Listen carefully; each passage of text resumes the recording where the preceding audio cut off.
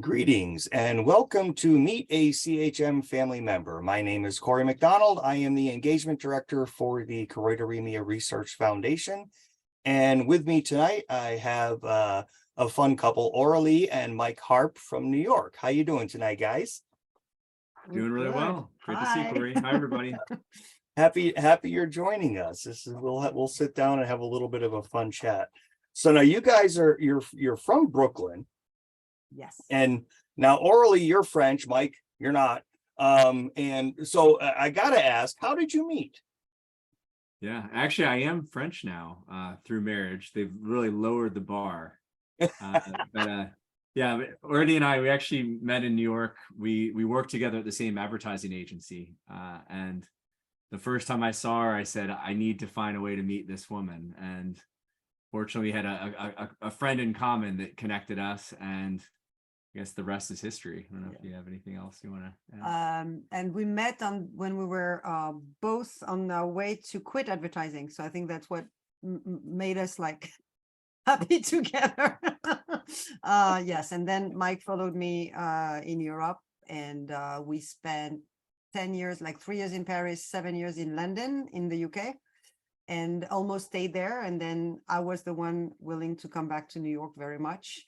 And we came back 10 years ago with our 2 kids.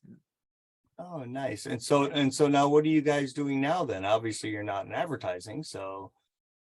Yeah, you want to answer the... Sure. I didn't veer very far. I went to technology. I was at Facebook and Instagram, and now I'm the chief marketing officer at a startup called LucidLink. So Oh, nice. From being on the agency side to now client and, helping to build my own brand. Mm-hmm. And how about you, Aurelie?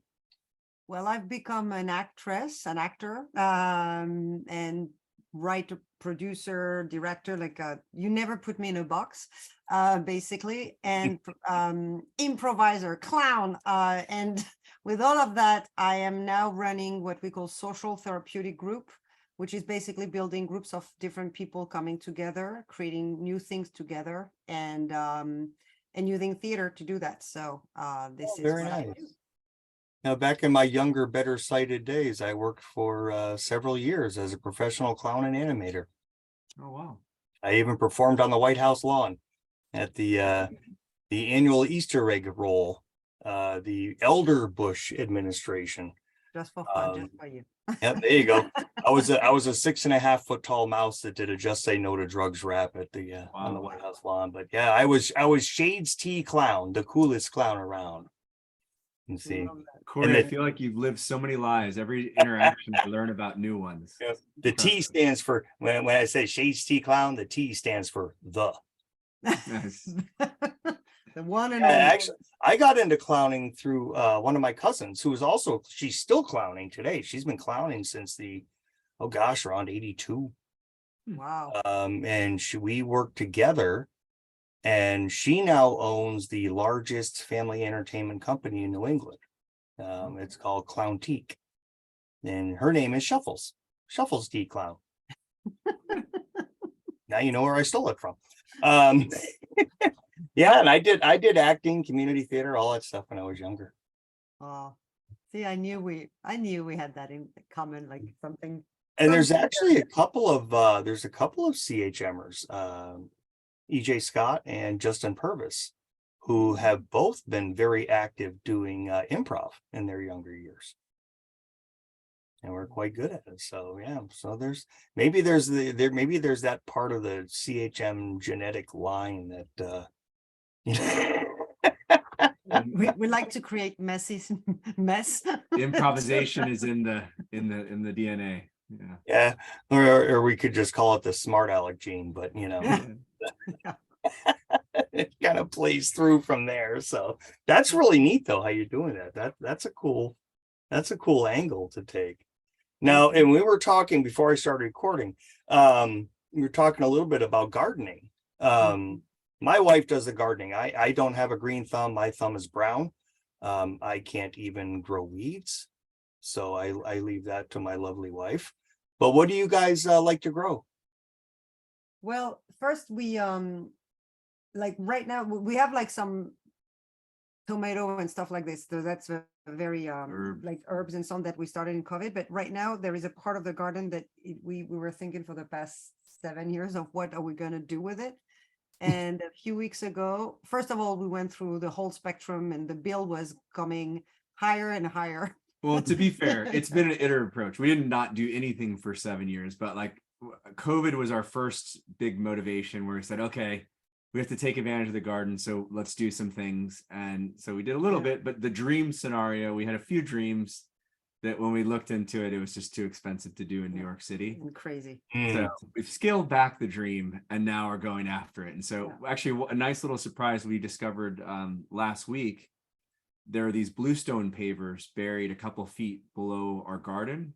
And we were planting some things, we discovered them. So we dug them up and those will create a nice pathway Nice. for the garden. So we got Yeah. a treasure. Yeah. We discovered a treasure.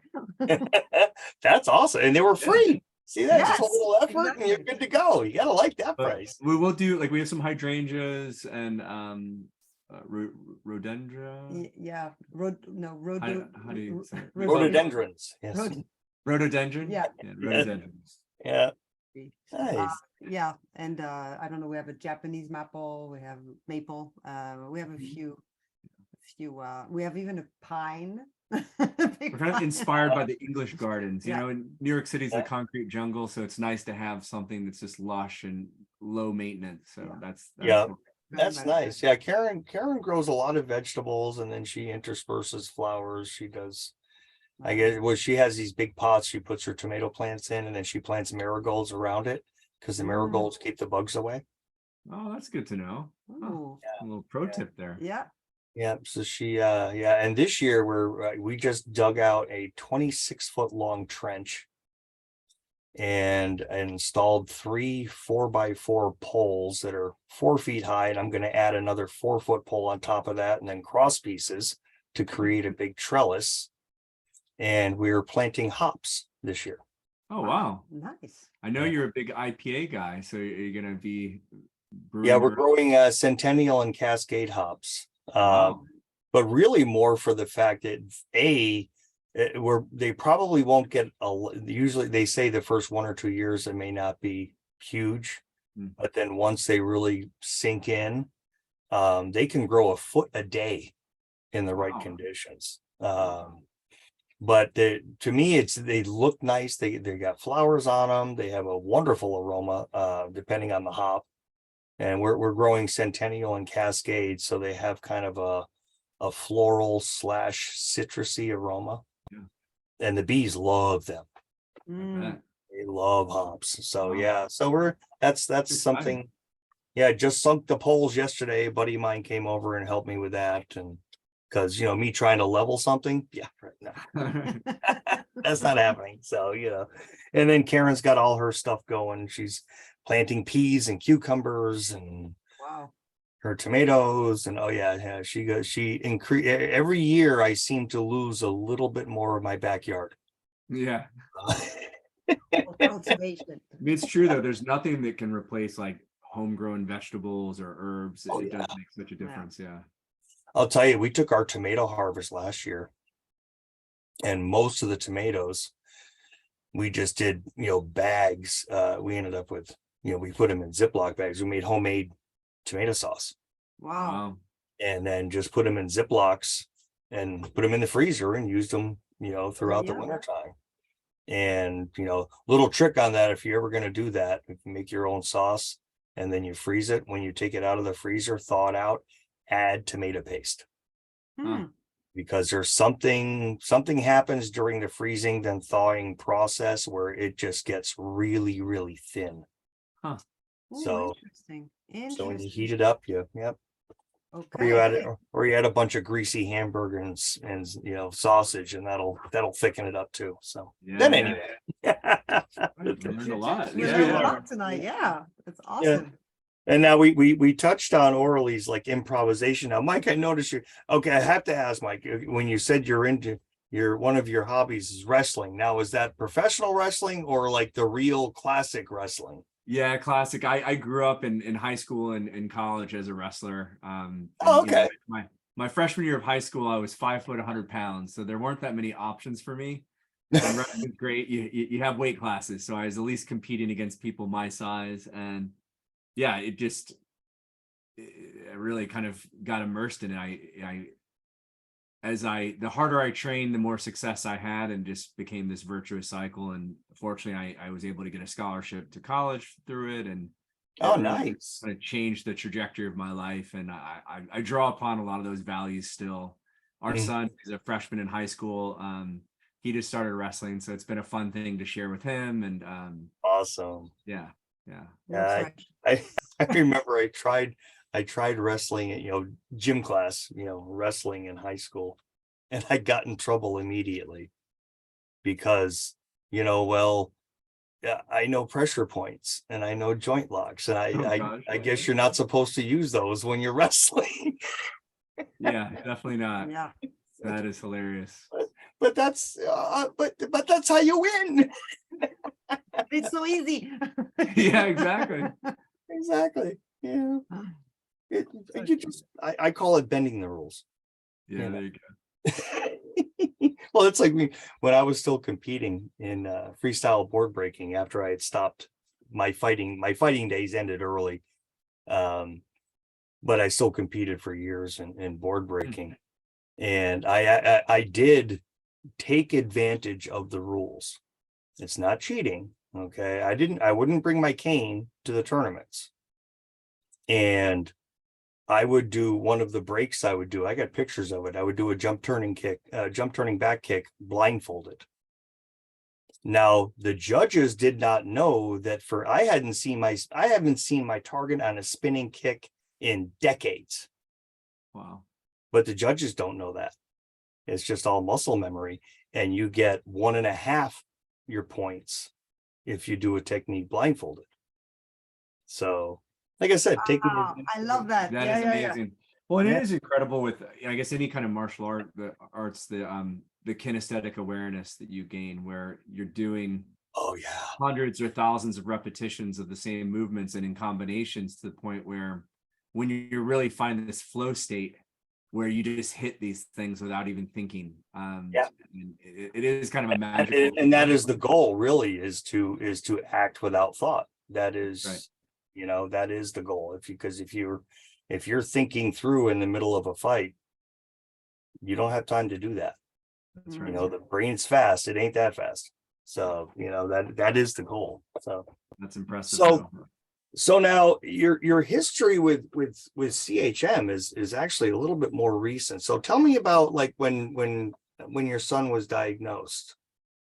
Sure. So he got diagnosed last year on December 2021, really out of a regular vision checkup exam, and we got both very shocked and also not completely surprised, because although our history was very new, my cousin on my mother's side has 4 sons with CHM, living in France from the age of 30 to 10, so 10 to 30. So when the doctor bluntly said, do you have a genetic disease in the family? My son looked at me and he was like, oh my God, I'm going to get blind, like to go blind like my cousin. And we just thought that my mother was not a carrier, because at that, like 15, 20 years ago, she was told that she was not a carrier, and testing was not very common or still difficult to do. And obviously she didn't get a really, and anyway, she got even dissuaded not to get tested at that time, which can tell of the quality of this doctor. But the good news is the next day, when we feel like Camille goes really well with the CHM family, is he told us, well, when I think about it, maybe that means I can finally get a dog. So we're like, you can tell that he was processing and so on. And after that, we decided to immediately get tested. So I got tested, our daughter got tested, my son got tested, and all confirmed. So I am a carrier. My daughter is a carrier. Camille has CHM. my mother got confirmed. We also learned that my sister has CHM, is a carrier. So we have more and more people in the family getting tested as well. So like very common size, like we discovered the grape, and here we are. Yeah, I would just add, like, very briefly, I mean, first, just it just shows the importance of getting your annual health visits. Yeah. To have this discovered through just a regular optometry visit. And then from there, we went and saw a specialist. I'm originally from St. Louis, and so when we were back home visiting my parents for Christmas, we had a specialist that my parents introduced us to, and that's how we found out about the CRF and a lot of other specialists in the New York City area. And so, as hard as it was to get that diagnosis, it was also almost kind of a life preserver to say, you're not alone. Here are all these resources to check out, to figure out, what's next. And so I think that was, even though the news was hard, it was also very kind of rewarding or liberating to know, okay, here's some things, some steps we can take. Yeah, I mean, we've come a long way since, of course, I go back to being diagnosed in 1968, and it was, back then, you're going blind, and have a good day. Yeah. That's it. There's nothing. Go home. And so it's the landscape has changed drastically. And I guess, like, again, a big credit to the CRF for the awareness that's being raised. But even, one of Kemi's, our son Kemi's doctors said early on, you've had this disease your whole life, you didn't know about it. I'm now just assigning a label to it, and so you should basically keep being a kid. There's nothing you need to do to change what you're doing, and I have hope that there will be a cure, in your lifetime. I expect that, as a person of science, that the combination of those words, I think, was reassuring for all of us to say, keep being a kid, keep going about your life, and have hope, because there's a lot of great advances, versus, feeling like either helpless or that you have to change everything in this moment. Yeah, I remember my mother didn't want me to get a job when I was a Wow. teenager, because she was so afraid I was going to get hurt. She didn't know I was studying martial arts for the first 6 months that I was studying. I paid for that out of my newspaper money. So, but anyway, so now, obviously, Kemi's young, and but have you made any type, obviously with night blindness and the glare sensitive, so have you made any adjustments to help him with it, or has he made any adjustments at this point? So yes, so for the moment, so Kemi is 14, on his way to 15. And the more we talk, like, he still doesn't really feel any night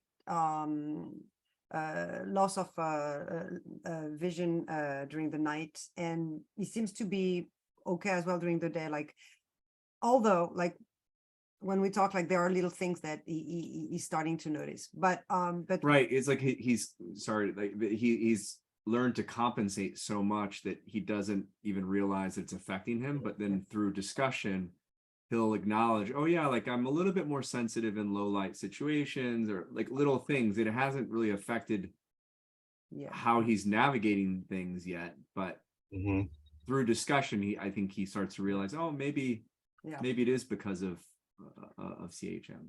It's the advantage / disadvantage of having a slow moving disease is that you do a lot of unconscious adjusting. You don't even know you're doing it. Right. The bad part about that is that you don't know how bad something has gotten until something happens, unless, as you pointed out, keeping on top of it and going to see that specialist and tracking it. Because a lot of us, and I'm one of them, and I'm guilty as well as many of us, that once we got into our teens, into our 20s, at that point you're bulletproof anyway, in your mind.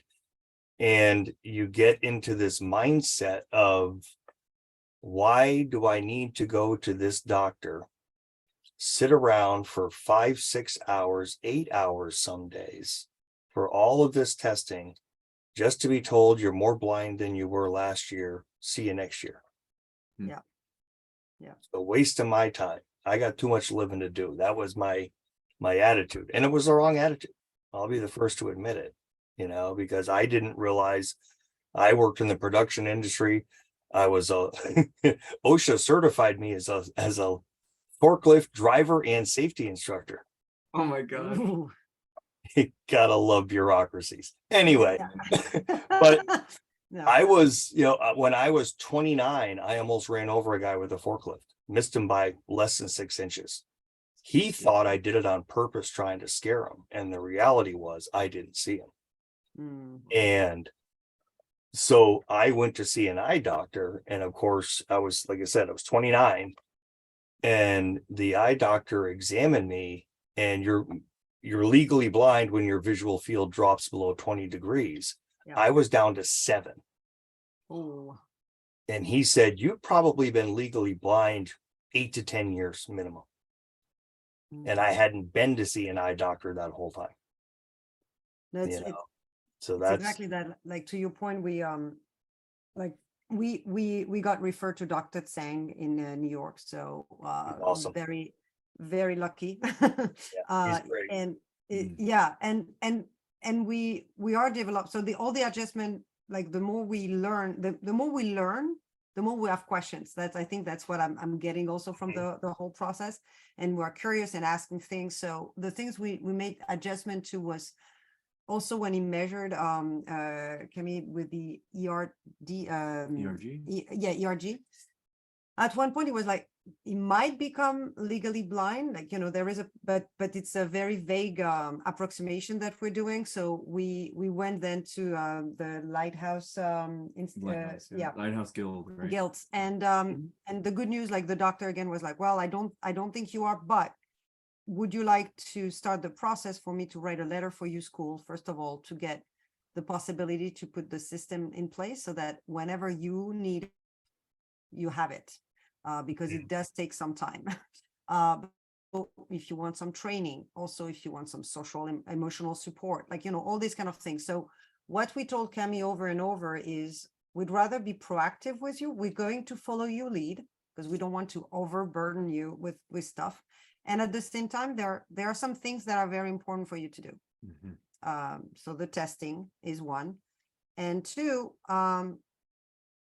what we think is very important, that you need to learn how to ask for help.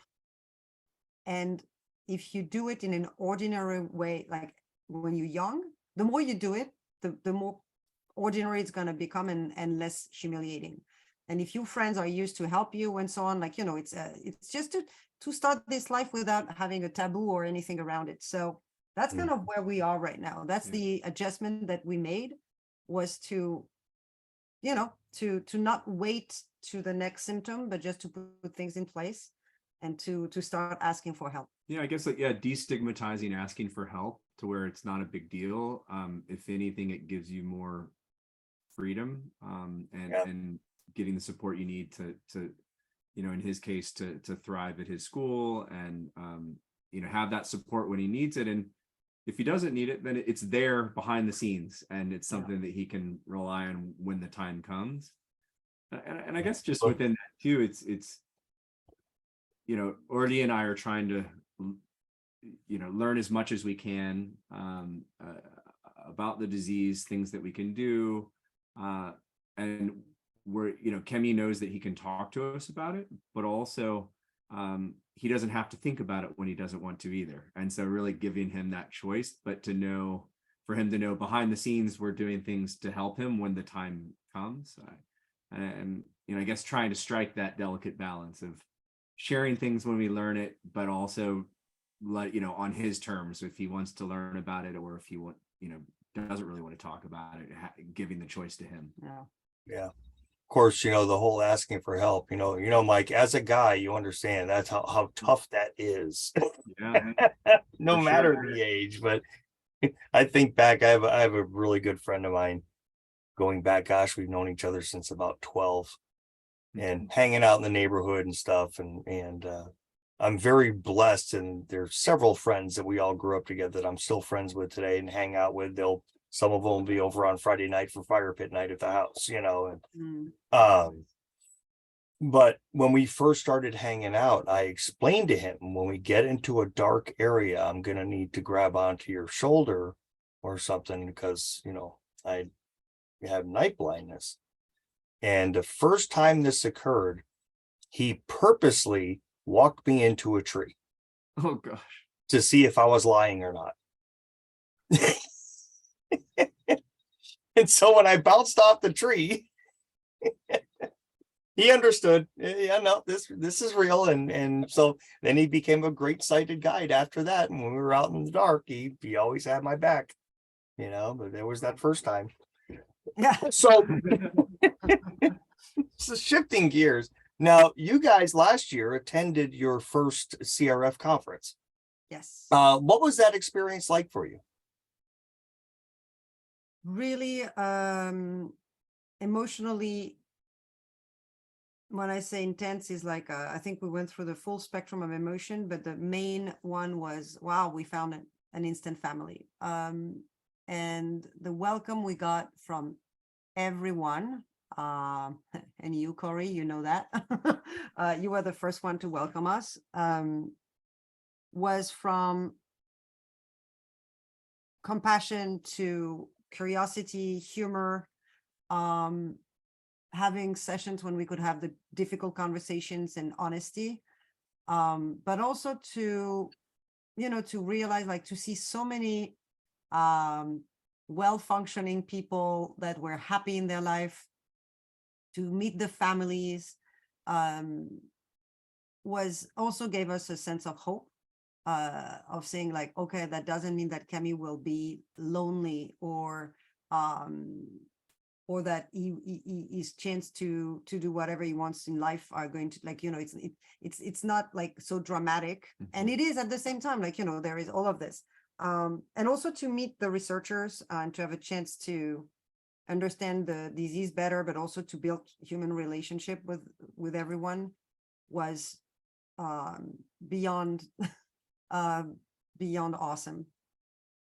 Yeah, I agree. I definitely was left with a tremendous sense of gratitude. And again, this feeling that to know that you're not alone, and to meet this incredibly welcoming community. It certainly helped, like Cory, where, you know, even the first time that we met you, what I think was supposed to be a 30-minute phone call ended up going for 2 hours. So even to have you as the, you know, our conduit to this new community helped a lot. And, you know, not knowing what to expect, and I think also to learn from people that are at various stages of the journey was really helpful. And, you know, just the mix of emotions that you feel, to have others that can relate to that and that have been through that experience and you can learn from, was really, really helpful. And I think to Orly's point too, to meet a lot of people, and I certainly put you in this group, where although you have CHM and it shaped your life, it doesn't define who you are. And to see people that are successful, that have loving families and are happy, you know, that was just so encouraging and inspiring for us as parents, because that's, at the end of the day, we just want Camille and our daughter Jojo to be happy. And so that was just such a I don't know, load off, and then to have like this community that continued throughout that, you know, beyond the Rochester conference, it was really, really special. Yeah. Nice. Well, you know, we having that extra advantage of good looks and high intelligence means that always, you know, those are official side effects of CHM. At least that's what we say. But you know, I give credit, you know, to those of us who have, you know, who were lucky enough to have spouses. My gosh, those poor women. Because, you know, yes, we have to adjust. They have to adjust with us. Oh yeah. And they have to be special. Mhm. Really. I mean, I say it in a joking way that, you know, when my wife and I hit 25 years, you know, I sent a letter to the Pope nominating her for sainthood.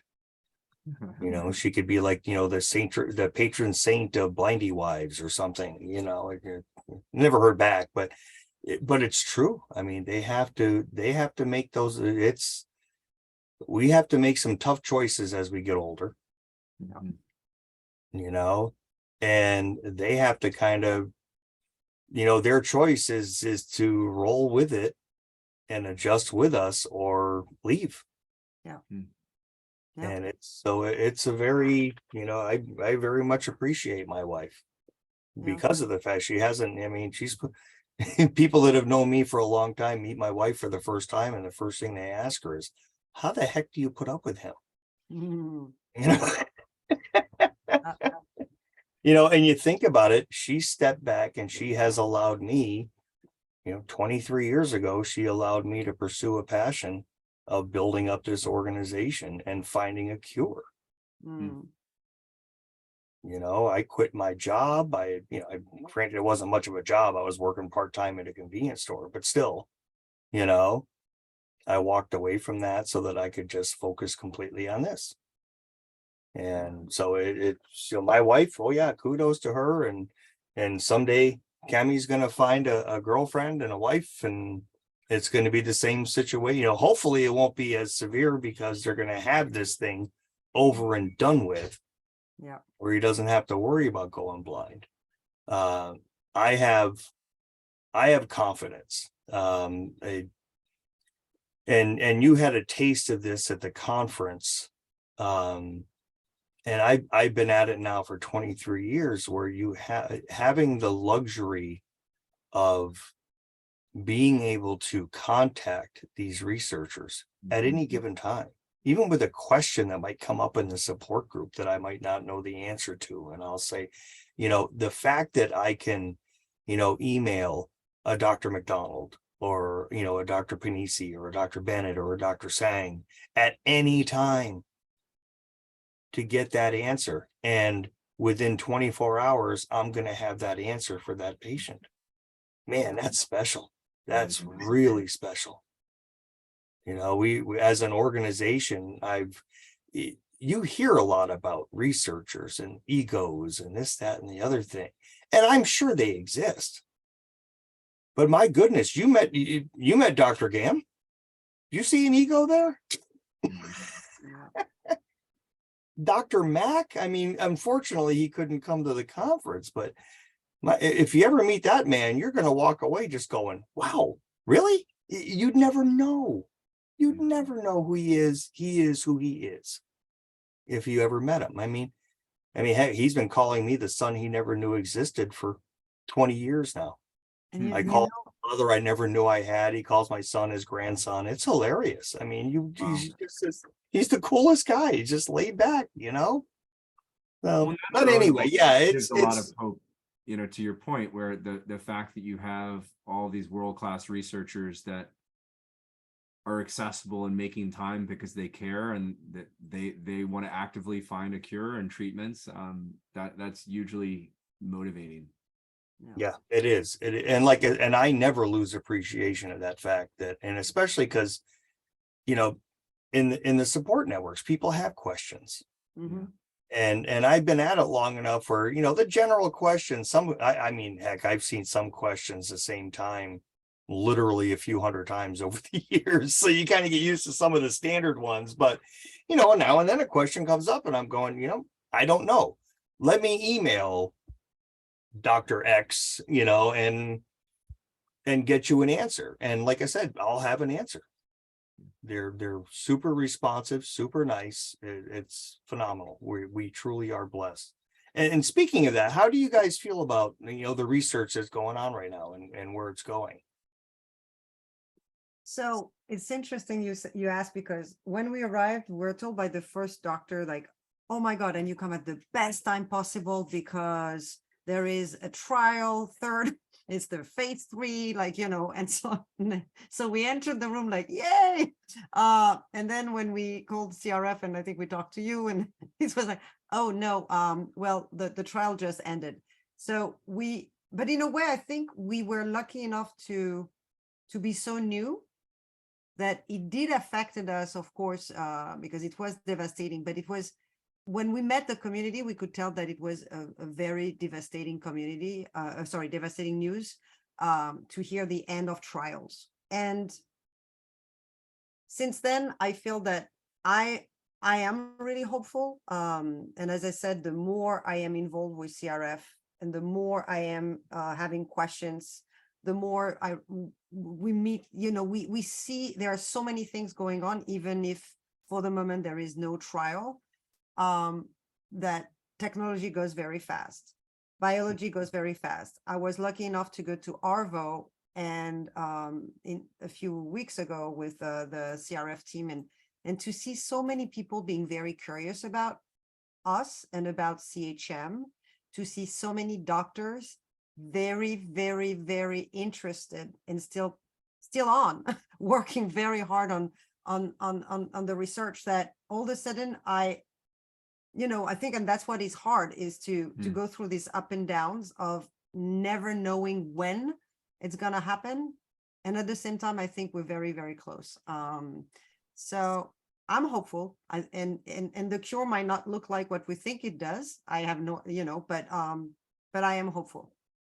Yeah, I mean, well said. And I'm hopeful as well. And I guess this is where, like, putting on my technology hat, where, new innovations can come from a variety of places. And the more bets you're making, you're increasing the probability that one of them is going to land, or maybe a combination of them going to land. And so that's something that it's really exciting for, even as the one trial ended, there are a number of other approaches that are being actively explored. And yeah, we may be surprised on what the final solution looks like, but I think the fact that we are looking at these diversity of approaches is really encouraging, and working with some of the most talented researchers in the world to figure it out. Yeah. And I will never forget one thing you told us, Cory. When you started, there was nothing. Mm-hmm. And it was 20 years ago, 23 years ago. So, and I said that like, I'm like, of course I want something now for my son, and at the same time, when I said it's all about keeping our eyes open, I feel like he's the one leading us, where he was like, Mom, I'm going to keep being hopeful, but also being okay with who I am. Mm-hmm. And when that happened, that will be the cherry on the cake, and it will happen. But again, it's just to think that in 23 years, all that happened is, to me, very encouraging. Yeah, for sure. Yeah, we've traveled from a science research perspective. I think we've traveled almost at light speed in comparison to research into some other disorders that are out there. I mean, because heck, we didn't even have the mouse to do research with until 2004. Mm-hmm. So really, it's only been 19 years really since research really started cranking up. So yeah, it definitely has made a difference. Now, and this kind of gets into what we were just talking about. What does the CRF mean to you, and how has it impacted you? I start. So, I said right there, like, it started by CRF being a family, and you don't really know what it means. And but I'm just going to give you a few examples. From a week after being diagnosed, we received a call from you, Cory, and we stayed 2 hours on the phone, and you made us laugh, which was so important in that moment. So thank you. That same evening, I got a WhatsApp message from a mother from Israel, who is a mother of a CHMer, and Nama. She offered to explain to me everything she knew about the research, because she had been with CRF like for a year and a half. and spending that all the time. I don't know how much time we stayed, but she was going through one research after another and telling me, mother to mother, anytime you need any emotional support and everything, I'm here. So I was like, wow. And then I started to meet the board, like after the community, like getting closer to Neil, Beth, Kathy, meeting Kathy, like our executive director, who is always happy to just, you come with a suggestion, she's like, sure, let's, do it. Like, you want to meet with anyone, she's like, yeah, sure. Meeting Jess, of course, and all the committees and everything. So on one side, I'm very impressed by the depth and expertise that we developed and the passion that every members have. And Eric, I'm Mr. Eric, that I really got to know as well at Arvo, and everyone, JR, oh my God, like, see, I'm going to do the whole list. Like, see, that's what I'm saying. Like, now you discover that I should not name people, because now I'm like, oh my God, I'm going to forget some people. Chris. Like when you just remember this when you go to accept your Academy Award. Oh Yeah, my God. exactly. Yeah, exactly. So all the members of the community, no, but like literally everyone we met were always open or honest. I'm going to say Tom, of course, otherwise he's going to be mad. Tom, we love you too. No, and Ed, and so see, that's what I'm saying. The list is very, very long, and I feel like we feel very, very lucky to be where things happen. And I'm going to add as well, like where I feel very privileged is I'm French as well, so I got in touch with France Choroideremia, and to see how the relationship between France Choroideremia and CRF and so on, and has been growing over the years, and like we getting even closer and closer. To me is the biggest hope as well, is that we are all one global community, and that means the world to me. Mm-hmm. Yeah, that's a tough act to follow. I would just add, well said. I would just add, Say more names. Yeah. I mean, first, I guess if I had to summarize it, it's the family that you didn't choose, but you're so grateful that you have. And I guess the strength in numbers that comes from that, from an overall support perspective, the learning. I think also going back to the research question, by really joining forces, we can achieve so much more.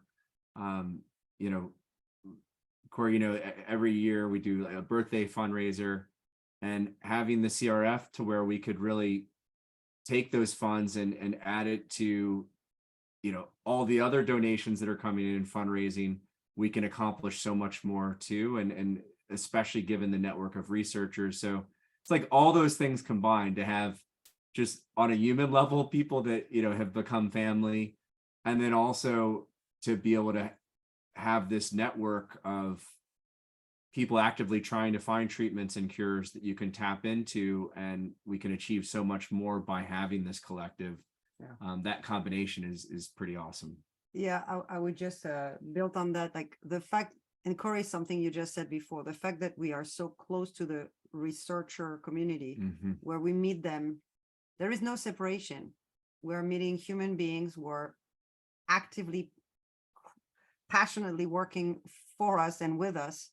And that's also so moving to just to just realize that science is both extremely it's people who are experts, and at the same time it's really about like the love for people, and to find a cure, and to because they are moved and touched by us, and very grateful as well for that. Yeah, absolutely. Now you're this last question, you're still kind of new to the game as parents, but and you touched on several points already on this, but life advice that you would give to put yourself in the shoes that you were in a year and a half ago. Okay. And what would you say to the parents? So I think I would say on my side, take your time to go through your emotions, that don't judge any emotions you have. You will cry, you will be shocked, you will be, call Cory. Then you'll be able to laugh a little bit and then continue to build relationship with other parents to talk and other community members. And I would say really get involved with CRF, because to me, it's, I'm not kidding when I said that I found that doing things with other people at CRF is really therapeutic. So that's my way of feeling that I'm not guilty anymore of having given the disease to my son or not sure what's going on. We are surrounding ourselves by wonderful, extraordinary people, and doing things together is extremely therapeutic. Yeah, I love that. I would just add a few things. I think, although it was really hard news, I think that I do agree, being gentle with yourself to like just go through a grieving process to absorb this and take your time to deal with it.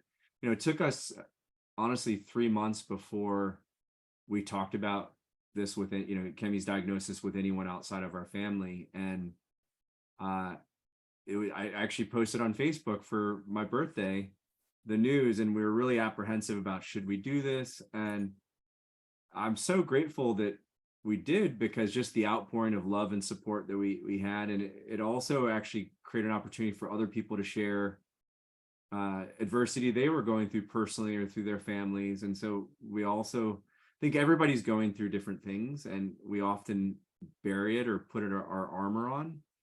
And by being opening up about it when you're comfortable doing so, it makes it easier to find other people that can become that support network. And so that was a surprising discovery, and probably made us more ready to go to the CRF conference in Rochester and take full advantage of it, because we'd already started opening up about it. The other thing I would say is some of the unexpected gifts that came from the diagnosis, where it's actually really brought our family closer together. I think there's a lot of things that honestly I put off or I procrastinated on, where we're really living in the moment, whether that's taking that trip that you've been talking about, or doing the garden that you've been. You changed your job. I changed jobs because I was unhappy, and I said, life's too short to be miserable in something. And so like it actually has really changed our worldview and how we're approaching our lives. Not to be overly dramatic, but to be in the moment and not put things off. And so I think that was like a blessing that we didn't expect coming out of this.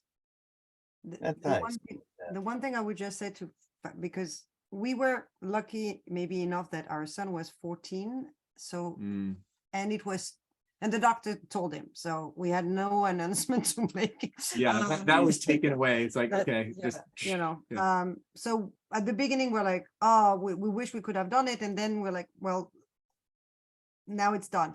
I think what is complicated, and when I'm hearing other parents, is like, how do you talk about it to your son or to your daughter? And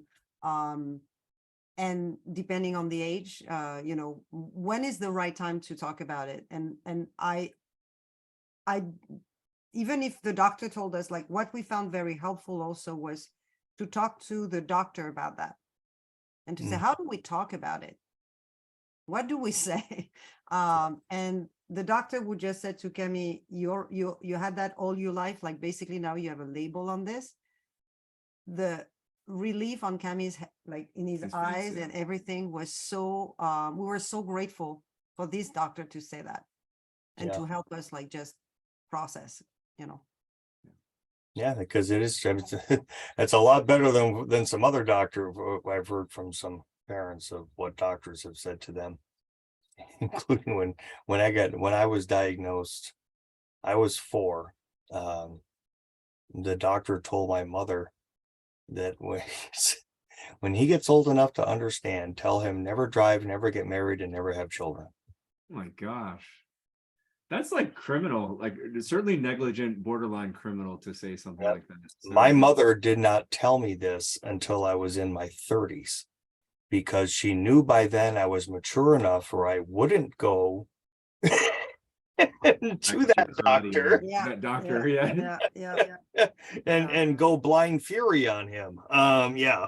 So yeah, but it's I mean, Crazy. literally, I could read stories of a yeah. There was a family I got contacted once. The poor mother, it took me 20 minutes to talk this woman down. She was just in hysterics because they went to see a doctor and kid was 8 years old. They go in after the exam into the office and he wrote down choroideremia on a piece of paper, handed it to him and said, "This is what your son has. He's going blind. See ya." Oh my God. They started peppering him with questions. He said, "Well, they don't really know much about this disease. There's no real research going on. You know, have a good day." And now, mind you, this was 2010 when the first trial for gene therapy had started over in the UK. Wow. And this doctor literally said they don't know anything about it and there's no research going on. Wow. Yeah, I have said many times that if I ever hit the lottery and never have to worry about money ever again, I'm going to take a little road trip and I'm going to visit every one of the 36,000 plus ophthalmologists in this country. And I'm going to give them a CRF brochure and say, "Here's our website. Read, learn, please." You know? Yeah. Anyway, well, listen, guys, I'd like to thank you very, very much for joining me tonight. That was a lot of fun. It was fun getting to know you a little bit too. So we'll have to, one of these days, Mike, you and I will sit down and we'll have to compare notes on wrestling versus grappling. Yes, Oh, yeah. definitely. Would love Definitely. that. Definitely. Yeah. Thank you so much, Corey. Yeah. It's always a pleasure. Thank Really. you. And hopefully you'll see you in a couple of weeks if you can come out. Yes. That would be good. Yes. There's I'll as soon as I get done recording, we'll chat more. But we will and I'd like to thank everybody for watching, and watch out for the next ones for Meet a CHM Family Member. I hope you all have a wonderful night.